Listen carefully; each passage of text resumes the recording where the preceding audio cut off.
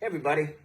The other day I left a post on Facebook after being overwhelmed with grief because I needed some type of outlet to express how I was feeling.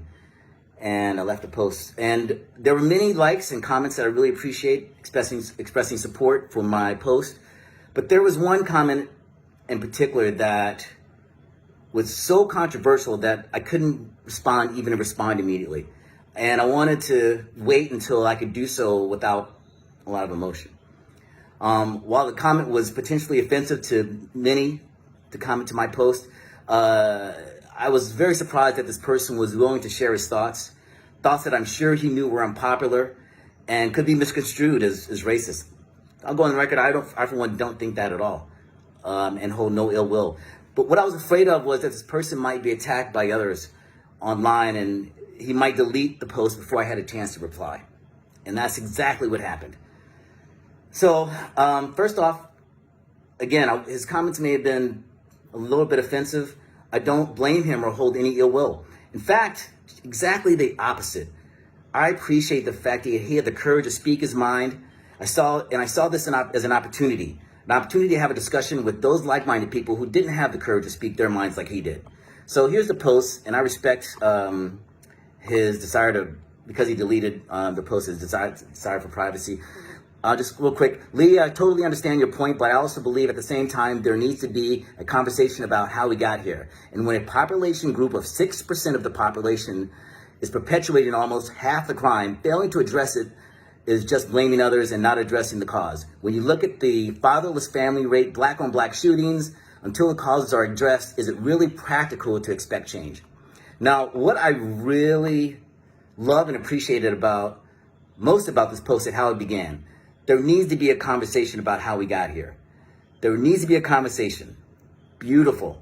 So basically, what I thought he was saying was that the expectation that blacks being disproportionately murdered by police should simply be expected and that change is unrealistic. I get it. Maybe we should share the blame. Stop committing crimes, black people, and you'll stop being murdered. To some extent, I see his point. Or at least I see why he thinks that way.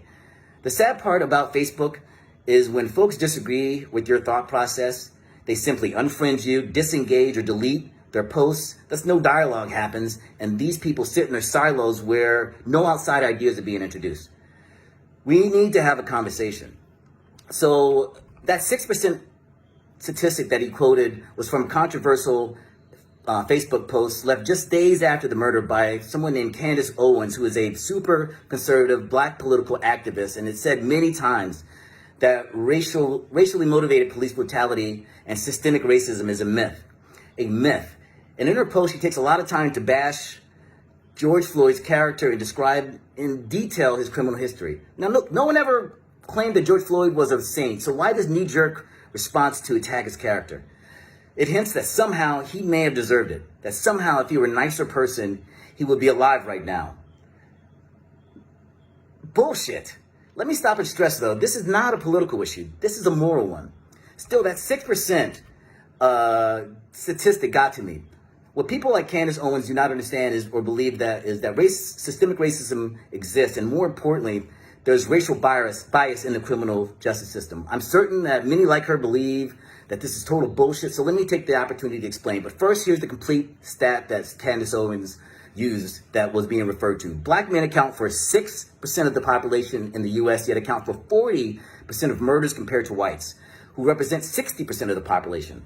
Now, first of all, that statistic and others like it are misleading. You're comparing the statistics of one gender, of a gender of one race, to both genders of the other.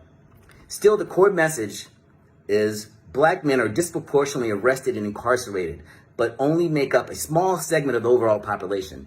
Now, we don't have a lot of time, but let's get into this real quick. But here's some quick stats for you real quick. 1, police use force against black people at a rate of 7 times that of white people.